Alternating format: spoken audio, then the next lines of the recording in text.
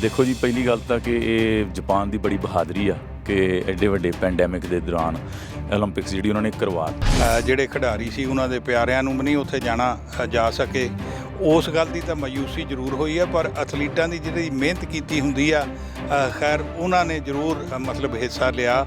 ਉਸ ਗੱਲ ਦੀ ਬਹੁਤ ਖੁਸ਼ੀ। ਨਹੀਂ ਤਾਂ 4 ਸਾਲ ਦਾ ਜਿਹੜਾ ਸਮਾਂ ਜੀ ਬੜਾ ਕੁਝ ਬਦਲ ਜਾਂਦਾ। ਕਈਆਂ ਦੇ ਸੁਪਨਿਆਂ ਦੇ ਉੱਤੇ, ਆਸਾਂ ਦੇ ਉੱਤੇ ਇਸ ਪੈਂਡੈਮਿਕ ਨੇ ਪਾਣੀ ਫੇਰ ਦਿੱਤਾ ਸੀ ਐਥਲੀਟਾਂ ਦੇ, ਜਿਨ੍ਹਾਂ ਨੇ ਇੰਨੀ ਤਿਆਰੀ ਵਿੱਢੀ ਸੀ, ਆਰੰਭੀ ਸੀ, ਔਰ ਉਸ ਪੀਕ ਨੂੰ ਲੈ ਕੇ ਵੀ ਉਦੋਂ ਉੱਥੇ ਅਸੀਂ ਪੀਕ ਕਰਨੀ ਆ, ਫਿਰ ਉਹ ਡਿਲੇ ਹੋ ਗਈਆਂ। ਅਤੇ ਜਿਹੜੇ ਐਥਲੀਟਾਂ ਨੇ ਵੀ ਉੱਥੇ ਜਾ ਕੇ ਮੈਡਲ ਜਿੱਤੇ ਆ ਜਾਂ ਪਰਫੋਰਮੈਂਸਿਸ ਦਿੱਤੀਆਂ ਬਾਵਜੂਦ ਡਿਲੇ ਦੇ, ਉਹਨਾਂ ਲਈ ਬਹੁਤ ਬਹੁਤ ਵੱਡੀ ਸ਼ਾਬਾਸ਼ੀ।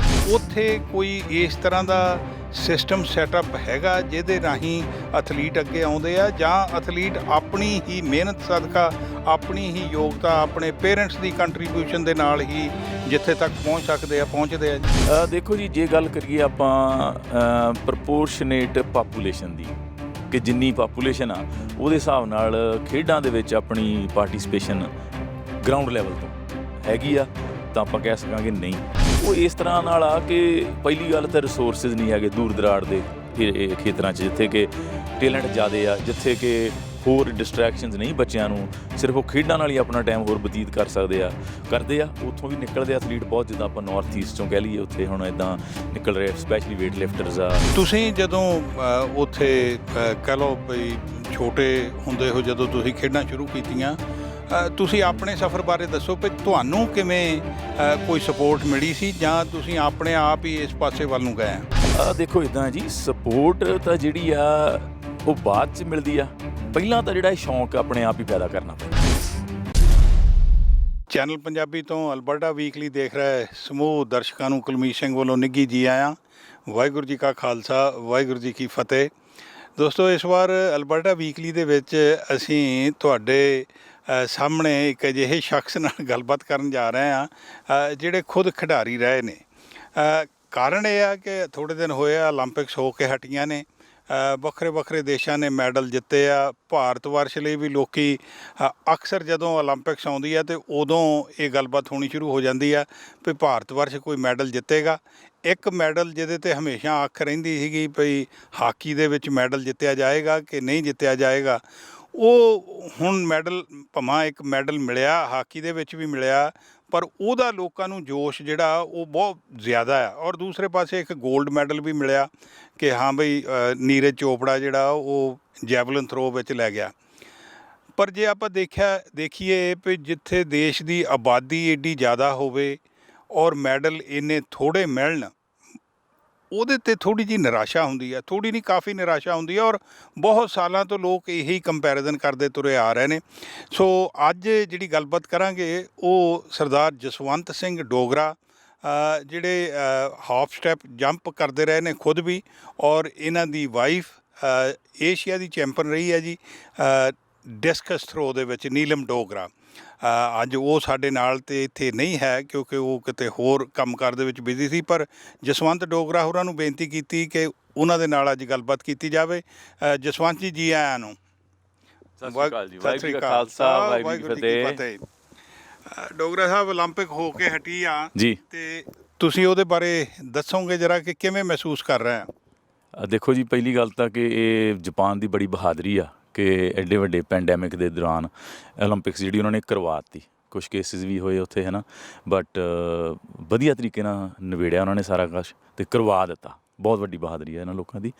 ਇਟ ਫੀਲਸ ਗੁੱਡ, ਵਧੀਆ ਲੱਗਦਾ ਕਿ ਹਜੇ ਵੀ ਜਿਹੜੀ ਬਾਵਜੂਦ ਇਸ ਪੈਂਡੈਮਿਕ ਦੇ ਕਿ ਉਹਨਾਂ ਦੀ ਜਿਹੜੀ ਸਪਿਰਿਟ ਆ ਖੇਡਾਂ ਨੂੰ ਲੈ ਕੇ, ਉਹ ਹਜੇ ਵੀ ਇੰਨੀ ਜ਼ਿਆਦਾ ਹੈਗੀ ਆ ਕਿ ਉਹ ਕਰਵਾਉਣਾ ਉਹਨਾਂ ਨੇ ਇਹਨਾਂ ਨੂੰ ਤੱਕਿਆ ਸੀ। ਅਤੇ ਭਾਵੇਂ ਲੇਟ ਹੋਈਆਂ, 21 'ਚ ਹੋਈਆਂ ਅਤੇ 2020 ਵੱਜਿਆ ਟੋਕੀਓ ਓਲੰਪਿਕਸ, ਬੜਾ ਵਧੀਆ ਲੱਗਾ ਜੀ। ਦੇਖੋ ਜੀ, ਜਿਹੜਾ ਕੋਵਿਡ-19 ਕਰਕੇ ਭਾਵੇਂ ਉੱਥੇ ਬਹੁਤ ਸਾਰੇ ਲੋਕ ਦੇਖਣ ਨਹੀਂ ਜਾ ਸਕੇ, ਜਿਹੜੇ ਖਿਡਾਰੀ ਸੀ ਉਹਨਾਂ ਦੇ ਪਿਆਰਿਆਂ ਨੂੰ ਵੀ ਨਹੀਂ ਉੱਥੇ ਜਾਣਾ ਜਾ ਸਕੇ, ਉਸ ਗੱਲ ਦੀ ਤਾਂ ਮਾਯੂਸੀ ਜ਼ਰੂਰ ਹੋਈ ਹੈ। ਪਰ ਐਥਲੀਟਾਂ ਦੀ ਜਿਹੜੀ ਮਿਹਨਤ ਕੀਤੀ ਹੁੰਦੀ ਆ ਖੈਰ ਉਹਨਾਂ ਨੇ ਜ਼ਰੂਰ ਮਤਲਬ ਹਿੱਸਾ ਲਿਆ। ਉਸ ਗੱਲ ਦੀ ਬਹੁਤ ਖੁਸ਼ੀ। ਨਹੀਂ ਤਾਂ 4 ਸਾਲ ਦਾ ਜਿਹੜਾ ਸਮਾਂ ਜੀ ਬੜਾ ਕੁਝ ਬਦਲ ਜਾਂਦਾ। ਜੀ, ਇਹ ਤਾਂ ਕਹਿੰਦੇ ਹੁੰਦੇ ਆ ਕਿ ਕਈਆਂ ਦੇ ਸੁਪਨਿਆਂ ਦੇ ਉੱਤੇ ਆਸਾਂ ਦੇ ਉੱਤੇ ਇਸ ਪੈਂਡੈਮਿਕ ਨੇ ਪਾਣੀ ਫੇਰ ਦਿੱਤਾ ਸੀ ਐਥਲੀਟਾਂ ਦੇ, ਜਿਨ੍ਹਾਂ ਨੇ ਇੰਨੀ ਤਿਆਰੀ ਵਿੱਢੀ ਸੀ, ਆਰੰਭੀ ਸੀ, ਔਰ ਉਸ ਪੀਕ ਨੂੰ ਲੈ ਕੇ ਵੀ ਉਦੋਂ ਉੱਥੇ ਅਸੀਂ ਪੀਕ ਕਰਨੀ ਆ, ਫਿਰ ਉਹ ਡਿਲੇ ਹੋ ਗਈਆਂ। ਅਤੇ ਜਿਹੜੇ ਐਥਲੀਟਾਂ ਨੇ ਵੀ ਉੱਥੇ ਜਾ ਕੇ ਮੈਡਲ ਜਿੱਤੇ ਆ ਜਾਂ ਪਰਫੋਰਮੈਂਸਿਸ ਦਿੱਤੀਆਂ ਬਾਵਜੂਦ ਡਿਲੇ ਦੇ, ਉਹਨਾਂ ਲਈ ਬਹੁਤ ਬਹੁਤ ਵੱਡੀ ਸ਼ਾਬਾਸ਼ੀ ਅਤੇ ਬੜਾ ਦਿਲ ਖੁਸ਼ ਹੁੰਦਾ ਜੀ ਉਸ ਚੀਜ਼ ਨੂੰ ਲੈ ਕੇ। ਅੱਛਾ ਜਸਵੰਤ ਜੀ, ਮੈਨੂੰ ਯਾਦ ਆ ਜਦੋਂ ਤੁਸੀਂ 2001 ਦੇ ਵਿੱਚ ਇੱਥੇ ਐਡਮਿੰਟਨ ਸ਼ਹਿਰ 'ਚ ਜਦੋਂ ਹੋਈਆਂ ਸੀਗੀਆਂ ਜੀ ਵਰਲਡ ਐਥਲੈਟਿਕ ਗੇਮਸ, ਤੁਸੀਂ ਆਏ ਸੀ ਔਰ ਨੀਲਮ ਵੀ ਆਈ ਸੀ ਔਰ ਆਪਣੀ ਰੇਡੀਓ 'ਤੇ ਗੱਲਬਾਤ ਹੋਈ ਸੀ। ਜੇ ਆਪਾਂ ਥੋੜ੍ਹੀ ਜਿਹੀ ਪਿੱਛਾਂ ਨੂੰ ਚੱਲੀਏ, ਕਿਉਂਕਿ ਜਦੋਂ ਸਿਰਫ ਇਹ ਮੈਡਲਾਂ ਦੀ ਗਿਣਤੀ 'ਚ ਨਹੀਂ, ਕਿਉਂਕਿ ਜੇ ਆਪਾਂ ਪਿੱਛੇ ਨੂੰ ਝਾਤੀ ਮਾਰੀਏ, ਤੁਹਾਨੂੰ ਕਿਵੇਂ ਲੱਗਦਾ ਆ ਵੀ ਜਿਹੜਾ ਉਹ ਦੇਸ਼ ਆ ਉੱਥੇ ਕੋਈ ਇਸ ਤਰ੍ਹਾਂ ਦਾ ਸਿਸਟਮ ਸੈਟਅਪ ਹੈਗਾ ਜਿਹਦੇ ਰਾਹੀਂ ਅਥਲੀਟ ਅੱਗੇ ਆਉਂਦੇ ਆ, ਜਾਂ ਅਥਲੀਟ ਆਪਣੀ ਹੀ ਮਿਹਨਤ ਸਦਕਾ, ਆਪਣੀ ਹੀ ਯੋਗਤਾ, ਆਪਣੇ ਪੇਰੈਂਟਸ ਦੀ ਕੰਟਰੀਬਿਊਸ਼ਨ ਦੇ ਨਾਲ ਹੀ ਜਿੱਥੇ ਤੱਕ ਪਹੁੰਚ ਸਕਦੇ ਆ ਪਹੁੰਚਦੇ ਆ ਜੀ? ਦੇਖੋ ਜੀ, ਜੇ ਗੱਲ ਕਰੀਏ ਆਪਾਂ ਪ੍ਰਪੋਰਸ਼ਨੇਟ ਪਾਪੂਲੇਸ਼ਨ ਦੀ, ਕਿ ਜਿੰਨੀ ਪਾਪੂਲੇਸ਼ਨ ਆ ਉਹਦੇ ਹਿਸਾਬ ਨਾਲ ਖੇਡਾਂ ਦੇ ਵਿੱਚ ਆਪਣੀ ਪਾਰਟੀਸਪੇਸ਼ਨ ਗਰਾਊਂਡ ਲੈਵਲ ਤੋਂ ਹੈਗੀ ਆ, ਤਾਂ ਆਪਾਂ ਕਹਿ ਸਕਾਂਗੇ ਨਹੀਂ ਹੈਗੀ ਆ। ਬਟ ਉਹ ਇਸ ਤਰ੍ਹਾਂ ਨਾਲ ਆ ਕਿ ਪਹਿਲੀ ਗੱਲ ਤਾਂ ਰਿਸੋਰਸਿਸ ਨਹੀਂ ਹੈਗੇ ਦੂਰ ਦਰਾੜ ਦੇ ਖੇਤਰਾਂ 'ਚ, ਜਿੱਥੇ ਕਿ ਟੈਲੈਂਟ ਜ਼ਿਆਦਾ ਆ, ਜਿੱਥੇ ਕਿ ਹੋਰ ਡਿਸਟਰੈਕਸ਼ਨਸ ਨਹੀਂ ਬੱਚਿਆਂ ਨੂੰ, ਸਿਰਫ ਉਹ ਖੇਡਾਂ ਨਾਲ ਹੀ ਆਪਣਾ ਟਾਈਮ ਹੋਰ ਬਤੀਤ ਕਰਦੇ ਆ। ਉੱਥੋਂ ਵੀ ਨਿਕਲਦੇ ਐਥਲੀਟ ਬਹੁਤ, ਜਿੱਦਾਂ ਆਪਾਂ ਨਾਰਥ ਈਸਟ 'ਚੋਂ ਕਹਿ ਲਈਏ, ਉੱਥੇ ਹੁਣ ਇੱਦਾਂ ਨਿਕਲ ਰਹੇ ਸਪੈਸ਼ਲੀ ਵੇਟ ਲਿਫਟਰਸ ਆ ਅਤੇ ਬਾਕਸਿੰਗ ਵਾਲੇ ਆ, ਮੁੱਕੇਬਾਜ਼ ਆ। ਦੇਖੋ ਜੀ, ਪਾਰਟੀਸਪੇਸ਼ਨ ਮਾਸ ਲੈਵਲ ਦੇ ਉੱਤੇ ਹੈਗੀ ਤਾਂ ਹੈ, ਪਰ ਉਹ ਜਿਹੜੀ ਆ ਉਹ ਅੱਗੇ ਆ ਕੇ ਪਿਰਾਮਿਡ ਨਹੀਂ ਬਣਦਾ ਉਹਨਾਂ, ਉਹ ਥੱਲੇ ਹੀ ਰੁਲ ਜਾਂਦੇ ਆ ਕਈ ਵਾਰੀ ਬੱਚੇ ਜਿਹੜੇ ਆ ਉੱਥੇ। ਤੁਸੀਂ ਜਦੋਂ ਉੱਥੇ ਕਹਿ ਲਓ ਵੀ ਛੋਟੇ ਹੁੰਦੇ ਹੋ, ਜਦੋਂ ਤੁਸੀਂ ਖੇਡਾਂ ਸ਼ੁਰੂ ਕੀਤੀਆਂ, ਤੁਸੀਂ ਆਪਣੇ ਸਫ਼ਰ ਬਾਰੇ ਦੱਸੋ ਵੀ ਤੁਹਾਨੂੰ ਕਿਵੇਂ ਕੋਈ ਸਪੋਰਟ ਮਿਲੀ ਸੀ, ਜਾਂ ਤੁਸੀਂ ਆਪਣੇ ਆਪ ਹੀ ਇਸ ਪਾਸੇ ਵੱਲ ਨੂੰ ਗਏ ਆ? ਦੇਖੋ ਇੱਦਾਂ ਜੀ, ਸਪੋਰਟ ਤਾਂ ਜਿਹੜੀ ਆ ਉਹ ਬਾਅਦ 'ਚ ਮਿਲਦੀ ਆ। ਪਹਿਲਾਂ ਤਾਂ ਜਿਹੜਾ ਇਹ ਸ਼ੌਂਕ ਆਪਣੇ ਆਪ ਹੀ ਪੈਦਾ ਕਰਨਾ ਪੈਂਦਾ ਹਰੇਕ ਨੂੰ, ਜਿਹਨੂੰ ਵੀ ਕਹੋ। ਹਾਂ, ਬਾਕੀ ਇਹ ਆ ਕਿ ਜਿੱਦਾਂ ਹੁਣ ਕੋਈ ਰਿਜ਼ਲਟਸ ਆ ਜਾਂਦੇ ਆ ਇੰਟਰਨੈਸ਼ਨਲ ਲੈਵਲ 'ਤੇ ਕਿਸੇ ਸਪੋਰਟਸ ਦੇ, ਜਾਂ ਫਰਜ਼ ਕਰੋ ਹੁਣ ਜਿੱਦਾਂ ਆਪਾਂ ਕ੍ਰਿਕਟ ਦੀ ਗੱਲ ਕਰ ਲਈਏ, ਉੱਥੇ ਉਹ ਇੰਨਾ ਜ਼ਿਆਦਾ ਗਲੈਮਰ ਆ ਲੋਕਾਂ ਨੂੰ, ਉਹ ਨਿਆਣੇ ਟੈਨਿਸ ਜਾਂ ਗੋਲਫ ਆ ਉੱਦਾਂ, ਕਿਉਂਕਿ ਉਹ ਲਾਈਮਲਾਈਟ ਵਾਲੀਆਂ ਗੇਮਸ ਆ, ਉਹਦੇ 'ਚ ਲੋਕ ਧੱਕ ਅਕੈਡਮੀਆਂ ਨੂੰ, ਉਹ ਅਮੀਰ ਲੋਕ ਵੀ ਆ ਫਿਰ ਜਿਹੜੇ ਖੇਡਦੇ ਆ ਉਸ ਚੀਜ਼ਾਂ ਨੂੰ, ਉਹ ਲਿਜਾਂਦੇ ਆਪਣੇ ਬੱਚਿਆਂ ਨੂੰ, ਕਿਉਂਕਿ ਉਹ ਅਫੋਰਡ ਵੀ ਕਰ ਸਕਦੇ ਆ।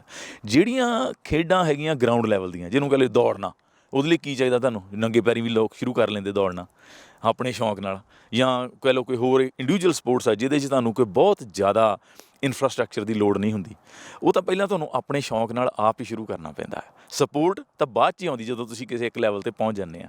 ਬਟ ਇਹ ਆ ਕਿ ਉਹ ਜਿਹੜੀਆਂ ਚੀਜ਼ਾਂ ਮੁਹੱਈਆ ਕਰਾਉਣੀਆਂ ਉਸ ਲੈਵਲ ਤੱਕ, ਜਿਹੜਾ ਸਾਡਾ ਬਜਟ ਆ ਸਪੋਰਟਸ ਦਾ, ਉਹ ਜਿੰਨੀ ਆਪਣੀ ਪਾਪੂਲੇਸ਼ਨ ਆ ਉਹਦੇ ਹਿਸਾਬ ਨਾਲ, ਜੇ ਆਪਾਂ ਉਹਨੂੰ ਕਹਿ ਲਈਏ ਕਿ ਪਰ ਪਰਸਨ ਜਾਂ ਪਰ ਕੈਪੀਟਾ ਜਿਹਨੂੰ ਕਹਿ ਲਈਏ, ਉਹ ਓਨਾ ਐਲੋਕੇਟ ਨਹੀਂ ਹੁੰਦਾ ਉਸ ਹਿਸਾਬ ਨਾਲ। ਇੱਕ ਥੋੜ੍ਹਤਾ ਹੈਗੀ ਹੈ ਜੀ ਉੱਥੇ। ਦੇਖੋ, ਜਿਹੜੀ ਤੁਸੀਂ ਗੱਲ ਕੀਤੀ ਆ, ਸਰਕਾਰਾਂ ਕੋਲ ਪੈਸੇ ਤਾਂ ਬਹੁਤ ਹੁੰਦੇ ਆ, ਪਰ ਉਹ ਜਿਹੜੀ ਉਹਨਾਂ ਦੀ ਪ੍ਰਾਇੋਰਟੀ ਆ ਇੱਧਰ ਖੇਡਾਂ ਵਾਲੇ ਪਾਸੇ ਨੂੰ ਨਹੀਂ ਹੁੰਦੀ ਕਿ ਲਓ ਜੀ ਵੀ ਅਸੀਂ ਇਹਦੇ 'ਚ ਪੈਸਾ ਲਾਈਏ। ਹੁਣ ਵੀ ਆ ਲੇਟਲੀ ਗੱਲਬਾਤ ਆ ਰਹੀ ਸੀਗੀ ਕਿ ਸਪੋਰਟਸ ਬਜਟ ਵਿੱਚੋਂ ਬਹੁਤ ਸਾਰੇ ਪੈਸੇ ਕੱਟ ਕਰ ਦਿੱਤੇ ਗਏ ਆ। ਉਸ ਗੱਲ ਨੂੰ ਪਾਸੇ ਛੱਡ ਕੇ ਜੇ ਦੇਖਿਆ ਜਾਵੇ, ਸਟੇਟ ਲੈਵਲ 'ਤੇ ਜਿਹੜੀ ਸਰਕਾਰ ਹੈਗੀ ਆ, ਉਹ ਕਿਸ ਤਰ੍ਹਾਂ ਦੀ ਮਦਦ ਕਰਦੀ ਜਾਂ ਕਿਸ ਤਰ੍ਹਾਂ ਦੀਆਂ ਸਹੂਲਤਾਂ ਪ੍ਰੋਵਾਈਡ ਕਰਦੇ ਆ? ਦੇਖੋ, ਭਾਵਾਂ ਨੱਠਣਾ ਤਾਂ ਬੰਦਾ ਨੰਗੇ ਪੈਰੀਂ ਸ਼ੁਰੂ ਕਰ ਲੈਂਦਾ, ਪਿੰਡਾਂ 'ਚ ਆਪਾਂ ਵੇਖਦੇ ਹੀ ਹਾਂ, ਹੌਲੀ ਹੌਲੀ ਲੋਕਾਂ ਦੀ ਕਿਸੇ ਇੱਕ ਪਰਟੀਕੂਲਰ ਇਵੈਂਟ ਲਈ ਰੁਚੀ ਪੈਦਾ ਹੋ ਜਾਂਦੀ ਅਤੇ ਉਹ ਉਹਨੂੰ ਫਾਲੋ ਕਰਨ ਲੱਗ ਪੈਂਦੇ ਆ। ਪਰ ਕੁਛ ਚੀਜ਼ਾਂ ਜਦੋਂ ਤੁਸੀਂ ਚਾਹੁੰਦੇ ਆ ਵੀ ਕੁਝ ਵਧੀਆ ਰਿਜ਼ਲਟ ਆਉਣ, ਉਹਦੇ ਲਈ ਤੁਹਾਨੂੰ ਇਕੁਇਪਮੈਂਟ ਵੀ ਚਾਹੀਦਾ, ਉਹਦੇ ਲਈ ਤੁਹਾਨੂੰ ਡਾਈਟ ਵੀ ਚਾਹੀਦੀ ਆ, ਉਹਦੇ ਲਈ ਤੁਹਾਡੇ ਲਈ ਫੈਸਿਲਿਟੀਜ਼ ਵੀ ਚਾਹੀਦੀਆਂ। ਉਹਨਾਂ ਬਾਰੇ ਜ਼ਰਾ ਗੱਲ ਦੱਸੋ ਕਿ ਜਦੋਂ ਤੁਸੀਂ ਉੱਥੇ ਇਸ ਕੰਮ 'ਚ ਪਏ ਉਦੋਂ ਕੋਈ ਚੀਜ਼ਾਂ ਇਹ ਅਵੇਲੇਬਲ ਸੀਗੀਆਂ? ਦੇਖੋ ਜੀ, ਸਕੂਲਾਂ ਕਾਲਜਾਂ ਦੇ ਵਿੱਚ ਵਿੰਗਸ ਜਿਹੜੇ ਆ, ਜਾਂ ਕੁਛ ਚੰਦ ਸਪੋਰਟਸ ਸਕੂਲ ਹੈਗੇ ਬਣੇ ਪੰਜਾਬ ਦੀ, ਜੇ ਗੱਲ ਕਰੀਏ ਆਪਾਂ, ਹੋਰ ਸਟੇਟਸ ਵੀ ਹੈਗੇ ਆ, ਪਰ ਉਹ ਜਿਹੜੀ ਗੱਲ ਦੱਸੀ ਆ ਪਾਪੂਲੇਸ਼ਨ ਦੇ ਹਿਸਾਬ ਨਾਲ ਘੱਟ ਆ। ਜਿੰਨੀ ਪਾਪੂਲੇਸ਼ਨ ਆ ਉਹ ਹੈਗੇ ਆ, ਉਹ ਜਿੱਥੇ ਫਿਰ ਉਹਨਾਂ ਨੂੰ ਕਿਸੇ ਨੂੰ ਉੱਥੇ ਹੀ ਮਿਲ ਜਾਂਦੀ ਆ ਅਪਰੋਚ। ਜਾਂ ਹੁਣ ਜਿੱਦਾਂ ਫਰਜ਼ ਕਰੋ ਜਲੰਧਰ ਇੱਕ ਸਪੋਰਟਸ ਸਕੂਲ ਆ ਜਾਂ ਸਪੋਰਟਸ ਕਾਲਜ ਆ, ਤੇ ਉਹ ਬੱਚੇ ਦੂਰਾਂ ਦਰਾਜਿਓਂ ਆ ਕੇ ਹੋਰ ਜ਼ਿਲ੍ਹਿਆਂ 'ਚੋਂ ਉੱਥੇ ਆ ਕੇ ਟਰਾਇਲਸ ਦਿੰਦੇ ਆ। ਉਹ ਇੱਕ ਮਤਲਬ ਤੁਹਾਡਾ ਲਿਮਟਿਡ ਰਿਸੋਰਸ ਹੋ ਗਿਆ। ਜ਼ਿਲ੍ਹੇ ਕਿ ਲੋਕਾਂ ਦੀ ਬਹੁਤ ਜ਼ਿਆਦਾ ਵੱਡੀ ਤਾਦਾਦ ਦੇ ਵਿੱਚ ਗਿਣਤੀ ਜਿਹੜੀ ਆ ਬੱਚਿਆਂ ਦੀ, ਐਥਲੀਟਾਂ ਦੀ ਜਾਂ ਖਿਡਾਰੀਆਂ ਦੀ ਆ, ਉਹਦੇ ਲਈ ਤਾਂਘ ਰਹੀ ਹੁੰਦੀ ਕਿ ਮੈਨੂੰ ਉੱਥੇ ਐਡਮਿਸ਼ਨ ਮਿਲ ਜਾਏ। ਉੱਥੇ ਪਹਿਲਾਂ ਉੱਥੇ ਹੀ ਕੰਪੀਟੀਸ਼ਨ ਹੋ ਜਾਂਦਾ ਬਹੁਤ। ਫਿਰ ਹੋ ਸਕਦਾ ਕੋਈ ਇਹੋ ਜਿਹਾ ਬੱਚਾ ਰਹਿ ਜਾਏ ਉਹ 'ਚੋਂ ਜਿਹੜਾ ਕਿ ਉਸ ਵੇਲੇ ਚੰਗਾ ਨਾ ਹੋਵੇ, ਜਿਹੜਾ ਉਸ ਕੈਂਪ 'ਚ ਜਾਂ ਵਿੰਗ 'ਚ ਆਉਣ ਦੇ ਲਈ, ਪਰ ਬਾਅਦ 'ਚੋਂ ਆਪਣੀ ਮਿਹਨਤ ਕਰਕੇ ਚੰਗਾ ਹੋ ਜਾਏ, ਤਾਂ ਫਿਰ ਆਪਾਂ ਉਹਨੂੰ ਕੀ ਕਹਾਂਗੇ ਵੀ ਇਹ ਸਿਸਟਮ ਦੀ ਤਾਂ ਘਾਟ ਹੀ ਹੋਈ ਇੱਕ ਤਰੀਕੇ ਨਾਲ, ਕਿ ਸਾਰਿਆਂ ਬੱਚਿਆਂ ਨੂੰ ਬਰਾਬਰ ਅਪਰਚੁਨਿਟੀ ਨਹੀਂ ਮਿਲਦੀ ਉਸ ਲੈਵਲ 'ਤੇ ਥੱਲੇ ਆ ਕੇ।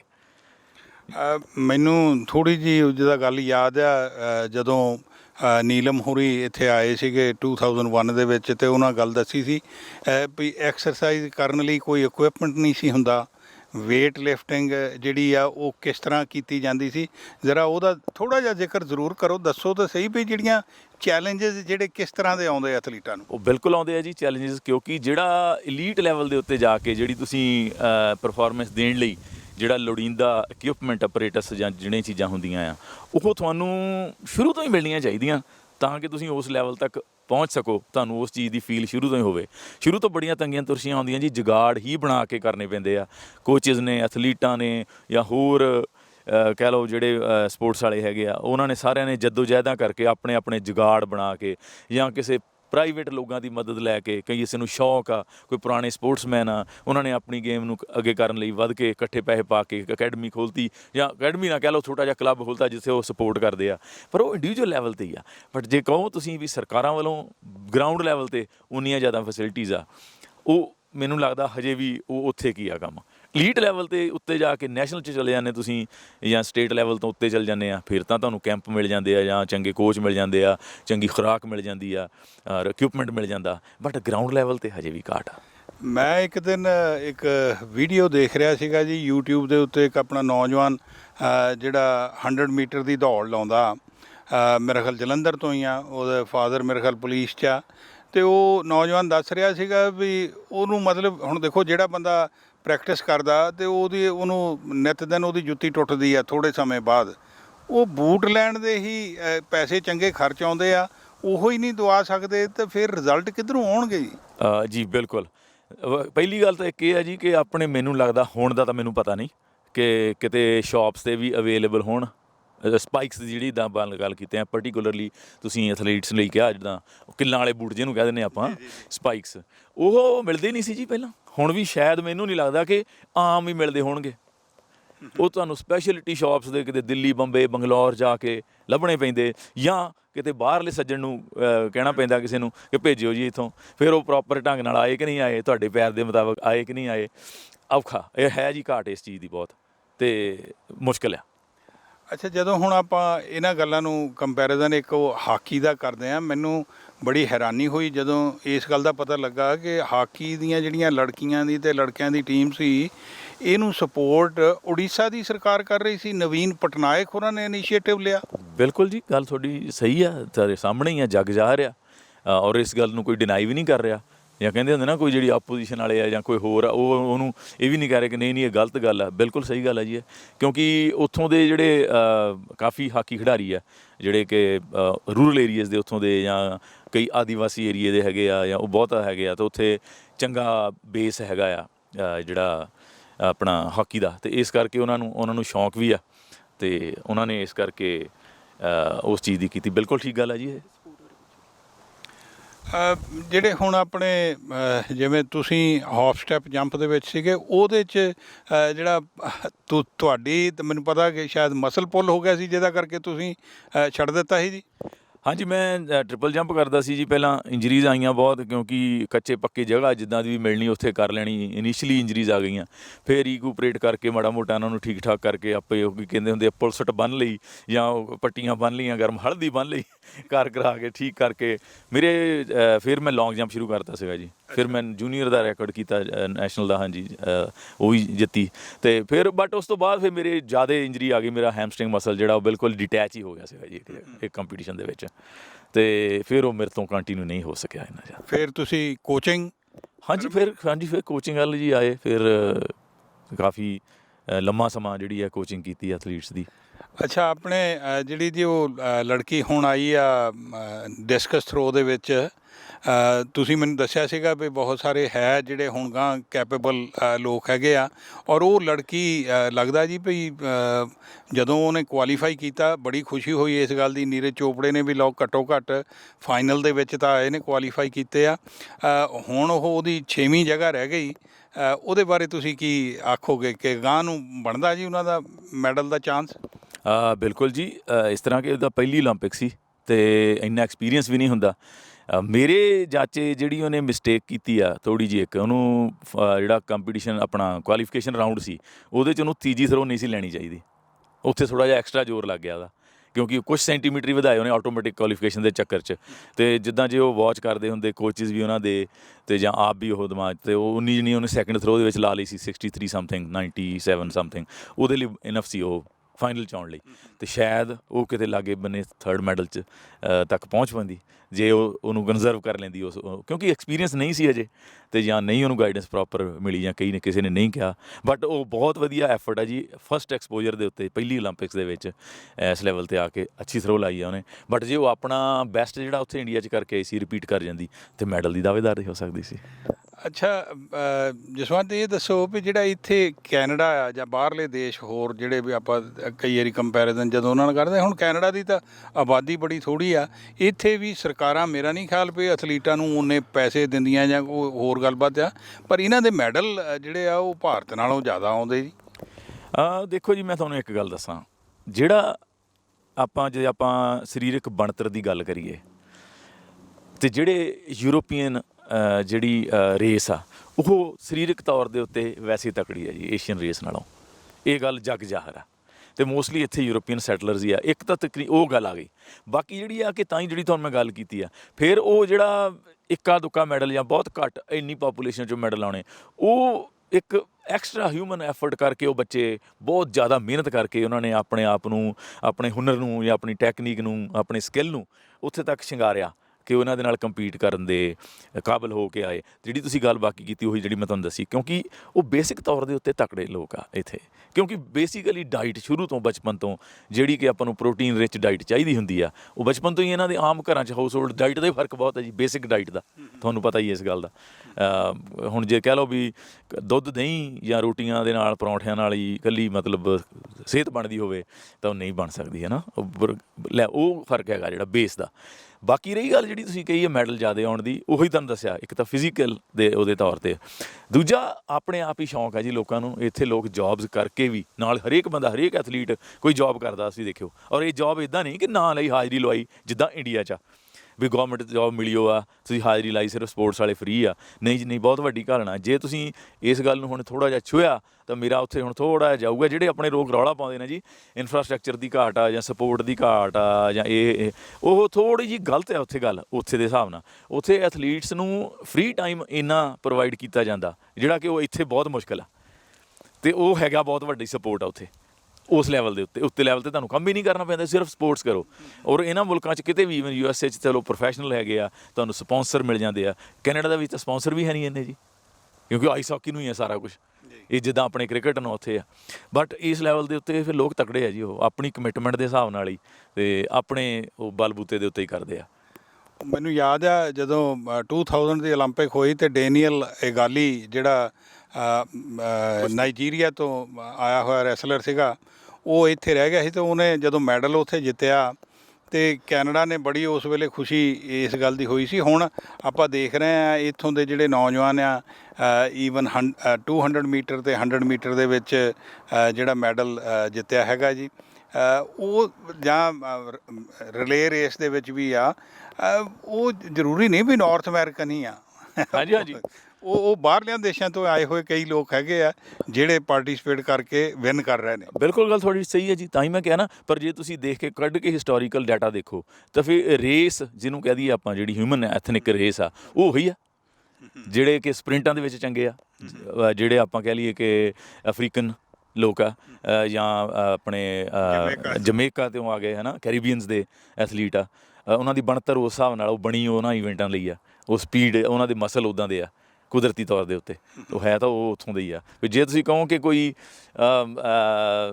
ਜਿੱਦਾਂ ਬਿਲਕੁਲ ਹੀ ਉਹ ਕਹਿੰਦੇ ਹੁੰਦੇ ਜਿੱਦਾਂ ਹਿਸਟੋਰੀਕਲੀ ਡਾਟਾ ਚੱਕ ਕੇ ਦੇਖ ਲਈ ਵੀ ਜਿਹੜਾ ਖੇਡਾਂ ਦੇ ਵਿੱਚ ਜਿਹੜੀ ਰੇਸ ਮੋਹਰੇ ਆ, ਜਿੱਦਾਂ ਹੁਣ ਇਰਾਨੀਅਨ ਕਹਿ ਲਈਏ ਆਪਾਂ, ਕੁਸ਼ਤੀ ਦੇ ਵਿੱਚ ਰੈਸਲਰ ਬਹੁਤ ਤਕੜੇ ਆ ਇਰਾਨੀਅਨ, ਵੇਟ ਲਿਫਟਰ ਜਿਹੜੇ ਆ ਉਹ ਚਾਈਨਾ ਦੇ ਜਾਂ ਯੂਗੋਸਲਾਵੀਆ ਦੇ ਕਹਿ ਲਓ ਜਾਂ ਟਰਕੀ ਦੇ ਕਹਿ ਲਓ ਹੈਗੇ ਤਗੜੇ। ਸੋ ਇੱਦਾਂ ਕਰਕੇ ਆ, ਅਤੇ ਕੋਈ ਨਾ ਕੋਈ ਜਿਹੜਾ ਅਲੱਗ-ਅਲੱਗ, ਅਤੇ ਉਹ ਤੁਸੀਂ ਜਿਹੜੀ ਗੱਲ ਕੀਤੀ ਆ ਅੰਡਰਏਰੀ ਗਰਾਸ ਦੀ ਜਿੱਦਾਂ, ਅਤੇ ਜਾਂ ਹੋਰ ਉਹ ਆਏ ਤਾਂ ਉੱਥੋਂ ਇਮੀਗਰੈਂਟ ਹੈਗੇ ਆ ਹੈ ਨਾ ਬੱਚੇ, ਉਹ ਪਰ ਉਹ ਬਣਤਰ ਉਹਨਾਂ ਦੀ ਉੱਦਾਂ ਦੀ ਆ, ਉਹ ਈਵੈਂਟ ਉਹਨਾਂ ਨੇ ਉਹੀ ਚੁਣਿਆ। ਨਹੀਂ ਦੇਖੋ, ਹੁਣ ਮਿਲਖਾ ਸਿੰਘ ਹੁਣੀ ਆਪਣੇ ਪੰਜਾਬ ਤੋਂ ਹੀ ਸੀਗੇ, ਉਹ ਮਤਲਬ ਦੌੜ ਦੇ ਵਿੱਚ ਹੀ ਸੀ, ਉਹ ਥੋੜ੍ਹੇ ਚਲੋ ਫਰਕ ਰਹਿ ਗਿਆ, ਉਹਨਾਂ ਚੌਹਾਨ ਨੇ ਕੀ ਕਹਿੰਦੇ ਹੁੰਦੇ ਆ ਵਰਲਡ ਰੈਕਡ ਉਸ ਵੇਲੇ ਤੋੜ ਦਿੱਤਾ ਸੀਗਾ, ਪਰ ਇਹ ਨਹੀਂ ਹੈ। ਮੈਨੂੰ ਲੱਗਦਾ ਹੈ ਵੀ ਬਾਹਲੀ ਵੱਡੀ ਨਾ ਜੀ ਜੇਸ ਦੇਖੋ ਮਾਈਨਿਊਟਲੀ ਇੱਥੇ ਉਹਨਾਂ ਗੱਲਾਂ ਨੂੰ ਫਾਲੋ ਕੀਤਾ ਜਾਂਦਾ, ਜਾਂ ਜਿਹੜੇ ਨੁਕਸ ਆ ਫੜੇ ਜਾਂਦੇ ਆ ਉਹਨੂੰ ਕਿਵੇਂ ਇੰਪਰੂਵ ਕੀਤਾ ਜਾ ਸਕਦਾ, ਉਹਨਾਂ ਗੱਲਾਂ 'ਤੇ ਇੱਥੇ ਜ਼ਿਆਦਾ ਐਂਫੈਸਿਸ ਦਿੱਤਾ ਜਾਂਦਾ। ਉੱਥੇ ਉਸ ਗੱਲ 'ਤੇ ਮੈਨੂੰ ਨਹੀਂ ਲੱਗਦਾ ਕਿ ਇੰਨੀ ਬਰੀਕੀ ਦੇ ਨਾਲ ਉਹ ਗੱਲਾਂ ਫੜੀਆਂ ਜਾਂਦੀਆਂ। ਬਿਲਕੁਲ ਜੀ, ਇਹ ਗੱਲ ਤੁਹਾਡੀ ਸਹੀ ਆ ਕਿ ਕਿਉਂਕਿ ਗ੍ਰਾਸ ਰੂਟ ਲੈਵਲ ਦੇ ਉੱਤੇ ਜਿਹੜੇ ਹੁਣ ਜਿੱਦਾਂ ਕਹਿ ਲਓ PT ਮਾਸਟਰ ਜਾਂ DP ਫਿਜ਼ੀਕਲ ਟੀਚਰ ਆ ਜਿਹੜੇ, ਉਹਨਾਂ ਨੂੰ ਜਿੰਨੀ ਕੁ ਨੌਲੇਜ ਹੁੰਦੀ ਆ ਉਸ ਹਿਸਾਬ ਨਾਲ ਉਹ ਕਰਾਈ ਜਾਂਦੇ ਸਾਰੀਆਂ ਗੇਮਾਂ ਬੱਚਿਆਂ ਨੂੰ। ਅਤੇ ਹਾਂ, ਤੁਹਾਡੀ ਗੱਲ ਬਿਲਕੁਲ ਠੀਕ ਆ, ਗ੍ਰਾਸ ਰੂਟ ਲੈਵਲ ਦੇ ਉੱਤੇ ਜਿਹੜੇ ਆ, ਜਿੱਦਾਂ ਹੁਣ ਜਰਮਨੀ ਦੀ ਗੱਲ ਕਰੀਏ ਆਪਾਂ ਜੇ ਸਿਸਟਮ ਦੇ ਵਿੱਚ, ਅਤੇ ਉਹ ਜਿਹੜੇ ਪ੍ਰਾਇਮਰੀ ਲੈਵਲ ਦੇ ਉੱਤੇ ਆ ਉਹਨਾਂ ਨੇ ਉਹ ਬੈਸਟ ਕੋਚਿਸ ਲਾਏ ਹੋਏ ਉੱਥੇ, ਤਾਂ ਕਿ ਉਹ ਬੱਚਿਆਂ ਨੂੰ ਸ਼ੁਰੂ ਤੋਂ ਹੀ ਉਸ ਚੀਜ਼ ਦੀ ਉਹ ਗਲਤ ਪ੍ਰੈਕਟਿਸ ਨਾ ਕਰਨ, ਤਾਂ ਕਿ ਅੱਗੇ ਜਾ ਕੇ ਜਿਹੜੀਆਂ ਉਹ ਗਲਤ ਆਦਤਾਂ ਆ ਉਹ ਤੋੜਨੀਆਂ ਮੁਸ਼ਕਿਲ ਹੋ ਜਾਂਦੀਆਂ, ਟੈਕਨੀਕਸ ਆ, ਇਹ ਫਰਕ ਹੈ। ਸੋ ਤੁਹਾਨੂੰ ਲੱਗਦਾ ਵੀ ਜਿਹੜੇ ਗ੍ਰਾਸ ਰੂਟ ਦੇ ਉੱਤੇ ਛੋਟੇ ਬੱਚੇ ਪਨੀਰੀ ਆ ਜਿਹੜੀ, ਉਹਨਾਂ ਲਈ ਆਪਣੇ ਉਸ ਦੇਸ਼ ਦੇ ਵਿੱਚ ਕੋਈ ਇੱਦਾਂ ਦੀ ਗੱਲ ਨਹੀਂ ਹੈ? ਮਤਲਬ ਹੁਣ ਜਿਹੜੇ ਰੂਰਲ ਏਰੀਏ ਦੇ ਵਿੱਚ ਕਿੱਥੋਂ ਇਸ ਤਰ੍ਹਾਂ ਦੀ ਕੀਤੀ ਜਾਂਦੀ ਜੀ ਵੀ ਬੱਚਿਆਂ ਨੂੰ ਲੱਭ ਕੇ ਲਿਆਂਦਾ ਜਾਵੇ, ਜਾਂ ਵੀ ਇਹਦੀ ਰੁਚੀ ਕਿੱਧਰ ਨੂੰ ਆ, ਜਾਂ ਇਹਦਾ ਜਿਹੜੀ ਬਾਡੀ ਆ ਉਹ ਇਸ ਤਰ੍ਹਾਂ ਦੀ ਹੈਗੀ ਆ, ਇਹ ਆਹ ਇਵੈਂਟ ਕਰ ਸਕਦਾ, ਇੱਦਾਂ ਦੀ ਛਾਣਬੀਣ ਕੌਣ ਕਰਦਾ ਉੱਥੇ? ਹੈਗੇ ਆ ਜੀ ਕੁਛ ਫੈਡਰੇਸ਼ਨਸ ਆ, ਜਿੱਦਾਂ ਉਹਨਾਂ ਨੇ ਟੈਲੈਂਟ ਹੰਟ ਸਕੀਮਜ਼ ਜਾਂ ਚਲਾਈਆਂ ਹੋਈਆਂ ਨੇ ਗਰਾਊਂਡ ਲੈਵਲ ਦੇ ਉੱਤੇ। ਹੁਣ ਜੇ ਮੈਂ ਤੁਹਾਨੂੰ ਗੱਲ ਐਥਲੈਟਿਕਸ ਦੀ ਕਰਾਂ, ਜੇ ਜਿੱਦਾਂ ਰਿਜ਼ਲਟ ਆਏ ਆ, ਇਹ ਅੱਜ ਦੀ ਕਿਸੇ 2 ਸਾਲ ਦੀ ਪ੍ਰੈਕਟਿਸ ਜਾਂ 4 ਸਾਲ ਦੀ ਪ੍ਰੈਕਟਿਸ ਦਾ ਨਤੀਜਾ ਨਹੀਂ ਆ। ਇਹ ਜਿੱਦਾਂ ਹੁਣ ਐਥਲੈਟਿਕਸ ਫੈਡਰੇਸ਼ਨ ਆ, ਮੈਂ ਆਪ ਐਥਲੈਟਿਕਸ ਨਾਲ ਮੇਰਾ ਵਾਹ ਵਾਸਤਾ ਰਿਹਾ, ਅਸੀਂ ਵੀ ਟੈਲੈਂਟ ਸਰਚ ਕਰਨ ਜਾਂਦੇ ਰਹੇ ਹਾਂ। ਕਾਫੀ ਫੈਡਰੇਸ਼ਨਸ ਆ ਜਿਹੜੀਆਂ ਇੱਦਾਂ ਦੀਆਂ ਉਹ ਉਪਰਾਲੇ ਕਰਦੀਆਂ ਆ ਬਹੁਤ ਜ਼ਿਆਦਾ, ਕਿ ਜਿਹੜੇ ਤਾਂ ਹੀ ਉਹ ਉਸ ਲੈਵਲ 'ਤੇ ਆਉਂਦੀਆਂ। ਹਾਂ, ਜਿਹੜਾ ਸਰਕਾਰਾਂ ਵੱਲੋਂ ਜਿਹੜੇ ਸਿਸਟਮ ਆ ਵੀ ਇੱਕ ਗ੍ਰਾਸ ਰੂਟ ਲੈਵਲ 'ਤੇ ਆਪਾਂ ਚਲਾ ਕੇ ਉਸ ਚੀਜ਼ ਨੂੰ ਕਿ ਬਰੋਡ ਲੈਵਲ ਦੇ ਉੱਤੇ ਮਾਸ ਪਾਰਟੀਸਪੇਸ਼ਨ ਲਈ ਟੈਲੈਂਟ ਹੰਟ ਸਕੀਮਾਂ ਚਲਾਈਆਂ ਜਾਂ ਜਿਹੜੀਆਂ, ਅਤੇ ਉਹ ਘੱਟ ਆ। ਤੁਹਾਨੂੰ ਮਤਲਬ ਹੁਣ ਜੇ ਦੇਖੀਏ ਉੱਥੋਂ ਦਾ, ਤੁਸੀਂ ਜੇ ਥੋੜ੍ਹੇ ਸ਼ਬਦਾਂ ਦੇ ਵਿੱਚ ਕਹਿਣਾ ਹੋਵੇ ਵੀ ਭਾਰਤ ਵਰਸ਼ ਲਈ ਗਾਹਾਂ, ਜਾਂ ਜਿਹੜੇ ਆਪਣੇ ਪੰਜਾਬ ਹੋਇਆ ਖਾਸ ਕਰਕੇ, ਸੂਬੇ ਤਾਂ ਇਹ 2-3 ਹੀ ਆ ਜੀ ਜਿੱਥੋਂ ਬਾਹਲੇ ਨੰਬਰ ਜਿਹੜੇ ਆਉਂਦੇ ਆ, ਚਾਹੇ ਪੰਜਾਬ ਆ, ਹਰਿਆਣਾ ਆ, ਹੁਣ ਉੱਧਰ ਉੜੀਸਾ ਹੋ ਗਿਆ, ਨਾਰਥ ਈਸਟ ਵਾਲੇ ਆ। ਕਿਸ ਤਰ੍ਹਾਂ ਦੇਖਦੇ ਹੋ ਵੀ ਆਉਣ ਵਾਲੇ ਸਮੇਂ ਦੇ ਵਿੱਚ ਕਿਸ ਤਰ੍ਹਾਂ ਦੀਆਂ ਮੱਲਾਂ ਮਾਰਨਗੇ? ਇਸ ਤਰ੍ਹਾਂ ਜੀ, ਦੇਖੋ ਕਿ ਜਿੱਦਾਂ ਦੀ ਹੁਣ ਰਿਜ਼ਲਟ ਆਏ ਆ, ਜਿੱਦਾਂ ਐਥਲੈਟਿਕਸ ਦੇ ਵਿੱਚ 골ਡ ਮੈਡਲ ਆਇਆ, ਔਰ ਆਪਣੀ ਉਹ ਕੁੜੀ ਡਿਸਕਸ ਵਾਲੀ ਆ ਫਾਈਨਲ 'ਚ ਪਹੁੰਚ ਕੇ 6ਵੀਂ ਪੋਜੀਸ਼ਨ ਲਈ ਆ ਉਹਨੇ। ਬਿਲਕੁਲ ਜੀ, ਬੱਚੇ ਉਤਸ਼ਾਹਤ ਹੋਣਗੇ, ਮੈਨੂੰ ਲੱਗਦਾ ਉਹਨਾਂ ਨੂੰ ਦੇਖ ਕੇ ਹੋਰ ਕਰਨਗੇ, ਬਟ ਗੱਲ ਫਿਰ ਉੱਥੇ ਆ ਜਾਂਦੀ ਆ ਕਿ ਜਿੰਨੇ ਆਉਣੇ ਚਾਹੀਦੇ ਪਾਪੂਲੇਸ਼ਨ ਦੇ ਹਿਸਾਬ ਨਾਲ, ਉਨੀ ਇੱਕਦਮ ਪਾਰਟੀਸਪੇਸ਼ਨ ਵੀ ਕਹੋ ਤੁਸੀਂ ਅਗਲੇ ਓਲੰਪਿਕ ਦੇ ਵਿੱਚ ਕੋਈ ਕ੍ਰਿਸ਼ਮਾ ਹੋ ਜਾਏ ਤਾਂ ਮੁਸ਼ਕਿਲ ਆ। ਅਤੇ ਇਹ ਤਾਂ ਗਰਾਊਂਡ ਲੈਵਲ ਦੇ ਉੱਤੇ ਹੀ ਆ ਜੀ, ਕੰਮ ਕਰਕੇ 10-12 ਸਾਲਾਂ ਨੂੰ, 16 ਸਾਲਾਂ ਨੂੰ ਜਿੱਦਾਂ ਕਹਿ ਲਓ, ਕਿਉਂਕਿ ਇਹ ਜਿੱਦਾਂ ਬਹੁਤ ਵੱਡੇ ਲੈਵਲ ਦੇ ਉੱਤੇ 8-8 ਸਾਲ ਦਾ ਟਾਰਗੇਟ ਰੱਖ ਕੇ ਇੱਕ 12-13 ਸਾਲ ਦੇ ਬੱਚੇ ਨੂੰ ਟ੍ਰੇਨਿੰਗ ਦਿੱਤੀ ਜਾਂਦੀ, ਜੋ ਦੇਖਦੇ ਵੀ ਟੈਲੈਂਟਡ ਆ, ਵੀ ਇਹ ਆਉਣ ਵਾਲੀਆਂ ਦੂਸਰੀ ਓਲੰਪਿਕਸ 'ਚੋਂ ਲੈ ਸਕਦਾ ਮੈਡਲ 21-22 ਸਾਲ ਦਾ ਹੋ ਕੇ। ਉਸ ਤਰ੍ਹਾਂ ਦੀ ਤਿਆਰੀ ਦੀ ਲੋੜ ਹੈ ਜੀ ਆਪਾਂ ਨੂੰ। ਅੱਛਾ, ਇੱਕ ਸਵਾਲ ਅਖੀਰ ਦੇ ਵਿੱਚ, ਦੇਖੋ ਲੋੜ ਤਾਂ ਹੁੰਦੀ ਆ ਮਦਦ ਕਰਨ ਦੀ ਨਾ ਐਥਲੀਟਾਂ ਦੀ, ਉਹ ਮੈਡਲ ਲੈਣ ਤੋਂ ਪਹਿਲਾਂ ਅਕਸਰ ਉਹਨਾਂ ਦੇਸ਼ਾਂ 'ਚ ਤਾਂ ਇਹ ਹੁੰਦਾ ਜੀ ਵੀ ਜੇ ਉਹ ਮੈਡਲ ਜਿੱਤ ਕੇ ਆ ਗਏ ਆ ਤਾਂ ਫਿਰ ਅਨਾਊਂਸ ਕਰ ਦੇਣਗੇ ਜੀ ਹੁਣ ਅਸੀਂ ਇਹਨਾਂ ਨੂੰ ਇੰਨੇ ਪੈਸੇ ਦਿੰਦੇ ਆ। ਇਹ ਵੀ ਨਹੀਂ ਪਤਾ ਲੋਕਾਂ ਨੂੰ ਵੈਸੇ ਉਹ ਪੈਸੇ ਦਿੰਦੇ ਵੀ ਆ ਕਿ ਨਹੀਂ ਦਿੰਦੇ, ਅਨਾਊਂਸਮੈਂਟ ਜ਼ਰੂਰ ਹੋ ਜਾਂਦੀ ਆ। ਉਹ ਤੁਹਾਨੂੰ ਪਤਾ ਹੀ ਹੈ ਜੀ, ਜਿਹੜੀਆਂ ਪੋਲੀਟਿਕਸ ਕਹਿ ਲਓ ਜਾਂ ਜਿੱਦਾਂ ਕਹਿ ਲਓ ਕਿ ਕੁਛ ਰੈੱਡ ਟੇਪਿਜ਼ਮ ਜਾਂ ਜੋ ਵੀ ਤੁਸੀਂ ਲਾ ਲਓ, ਦਿੰਦੇ ਤਾਂ ਹੈ ਜੀ ਪੈਸੇ, ਬਟ ਕਈ ਜਗ੍ਹਾ ਕੋਈ ਕੰਟਰੋਵਰਸੀ ਹੋ ਜਾਂਦੀ ਹੈ ਇੱਦਾਂ ਦੀ ਕਿ ਜਿੱਥੇ ਕੋਈ ਦਿੱਕਤ ਆ ਜਾਂਦੀ ਕਿਸੇ ਨੂੰ, ਆਈਆਂ ਵੀ ਲੋਕਾਂ ਨੂੰ ਪਹਿਲਾਂ ਵੀ, ਅਤੇ ਬਟ ਦੇ ਦਿੰਦੇ ਆ। ਬਟ ਤੁਹਾਡੀ ਗੱਲ ਸਹੀ ਆ, ਉਹੀ ਜਿਹੜਾ ਇਨਫਰਾਸਟਰਕਚਰ ਆ ਉਹ ਪਹਿਲਾਂ ਉਹਨਾਂ ਨੂੰ ਕਾਇਮ ਕਰਨਾ ਚਾਹੀਦਾ ਕਿ ਜਿਹੜਾ ਗਰਾਊਂਡ ਲੈਵਲ ਆ ਉਸ ਲੈਵਲ 'ਤੇ ਵੀ ਉਹਨਾਂ ਨੂੰ ਇੱਦਾਂ ਦੇ ਕੁਛ ਨਗਦ ਇਨਾਮ ਜਾਂ ਸਪੋਰਟ ਜਾਂ ਵਜ਼ੀਫੇ ਇੱਦਾਂ ਇੰਨੇ ਕੁ ਲਾ ਦੇਣੇ ਚਾਹੀਦੇ ਆ ਕਿ ਬੱਚਿਆਂ ਨੂੰ ਖੁਰਾਕ ਦੀ ਜਾਂ ਕਿਸੇ ਹੋਰ ਚੀਜ਼ ਦੀ ਜਾਂ ਵਰਦੀ ਦੀ ਜਾਂ ਬੂਟਾਂ ਦੀ ਜਾਂ ਆਪਣੇ ਇਨਫਰਾਸਟਰਕਚਰ ਦੀ ਦਿੱਕਤ ਨਾ ਆਵੇ। ਬਹੁਤ ਬਹੁਤ ਧੰਨਵਾਦ ਜਸਵੰਤ ਜੀ, ਤੁਹਾਡਾ ਸਮਾਂ ਦੇਣ ਲਈ। ਫਿਰ ਮੁਲਾਕਾਤ ਕਰਾਂਗੇ। ਵਾਹਿਗੁਰੂ ਜੀ ਕਾ ਖਾਲਸਾ, ਵਾਹਿਗੁਰੂ ਜੀ ਕੀ ਫਤਿਹ। ਸਾਡਾ ਹਰ ਇੱਕ ਪ੍ਰੋਗਰਾਮ ਦੇਖਣ ਤੇ ਸਾਡੇ ਨਾਲ ਜੁੜਨ ਲਈ ਸਬਸਕ੍ਰਾਈਬ ਕਰੋ ਚੈਨਲ ਪੰਜਾਬੀ ਤੇ ਨੋਟੀਫਿਕੇਸ਼ਨ ਲਈ ਬੈਲ ਆਈਕਨ ਵਾਲੇ ਬਟਨ ਤੇ ਕਲਿੱਕ ਕਰੋ।